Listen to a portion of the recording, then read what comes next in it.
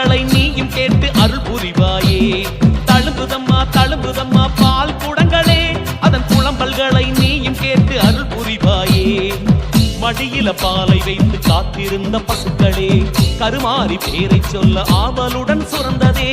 மனசுல பாரம் வைத்து ஏங்கி நின்ற ஜனங்களே, கதிரேசன் வீதி தேடி பால் சுமந்து வந்தாரே. தழும்புதம்மா பால் குடங்களே, அதன் குளம்பல்களை நீயும் கேட்டு அருள் புரிவாயே.